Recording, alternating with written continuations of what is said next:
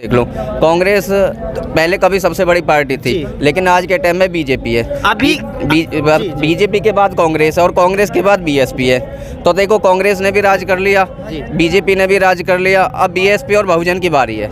अभी क्या है कि बिहार में जातीय जनगणना के जो एक रिपोर्ट आई थी, उसमें 85% SC ST OBC माइनॉरिटी की जो संख्या है, मगर वहाँ पर जो सरकारें जो अभी भी पूरे देश भर में चल रही हैं वो 15% वालों की चल रही हैं। सर काशीराम साहब ने 40 साल पहले बता दी थी। सबसे कहाँ सिर्फ 6 राज्यों में है, उत्तर प्रदेश में है, इसमें उत्तराखंड में है और हरियाणा में है, बाकी और राज्यों में कहाँ है?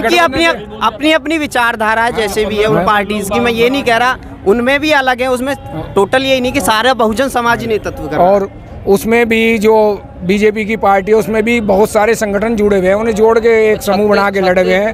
और एनडीए का भी अपना गठबंधन है, उनकी पार्टी से वो में बहुजन समाज पार्टी आज भी एक ऐसी पार्टी है पूरे देश में अकेले लड़ने की हिम्मत रखती है, और इसके बिना देश के अंदर सरकार नहीं बनेगी। आने वाले समय में गठबंधन चाहे कितना दम लगा ले, जब तक गठबंधन में बहुजन समाज पार्टी की हिस्सेदारी नहीं होगी तब तक देश के अंदर सत्ता नहीं परिवर्तन होगी, और हमें देश के अंदर PM के पद पे ही जाएंगे।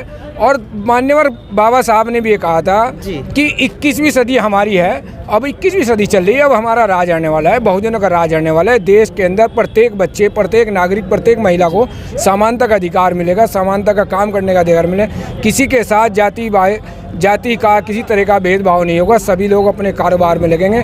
जैसे सम्राट अशोक के टाइम पे लगा करते थे, सम्राट अशोक कारोबार करने के लिए धन दिया करते थे, इसी तरह बहन कुमारी मायावती है, बहुजन के समाज में जब राज आएगा तो सब मिलकर तरक्की करेंगे, कोई किसी का एक दुश्मन नहीं होगा। देश के अंदर यही एक ऐसा देश था जिसके अंदर ताले नहीं थे अशोक के टाइम में, और अब वो समय आने वाला है 21वीं सदी, हमारे देश में भी ऐसा ही होगा। हम लोग खुले विचार से रहेंगे, एक दूसरे से भाईचारे से रहेंगे, ना किसी हिंदू मुस्लिम झगड़े का कोई व्यवहार होगा, समानता से रहेंगे, ना किसी के धर्म को क्षति पहुंचाएगी, सब लोग मिलजुल कर अपने धर्म को मनाएंगे और देश तरक्की करेगा, देश तरक्की करेगा। और जब तक बहुजन इकट्ठा नहीं होंगे, बहुजन को तोड़ने के लिए चंद्रशेखर जैसे पता नहीं कितने आएंगे और जाते रहेंगे यहीं, और उन लोगों का कुछ नहीं होगा, वो तो धूल की तरह उड़ जाएंगे। उन्हें तो छोटा मोटा पद चाहिए, मिल गया, एक 8 सीट मिल गई, राजी होते फिरेंगे।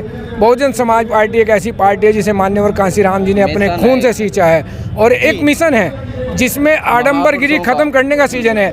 और मैं तो ये कहूँगा, जिस दिन मायावती पूरे देश के अंदर स्टेज पर खड़ी होकर ये ऐलान कर देगी कि आज मैं बौद्ध धर्म ग्रहण कर रही हूँ, तो उसी दिन ये समझ लेना कि इस देश के अंदर बहुजनों का राज शुरू हो जाएगा, और बीजेपी जैसी पता नहीं कितनी पार्टियां समाप्त हो जाएंगी। तो हम तो आधा देश बौद्ध धर्म में वो कर जाएगा, पूरा देश ही बौद्धिस्ट बनेगा, क्योंकि इस देश के अंदर सब कुछ ही बौद्धिस्टों का था। ये तो मनुवादियों ने इसे आकर तोड़ा, ध्वस्त किया और छल कपट से अपना राज स्थापित किया।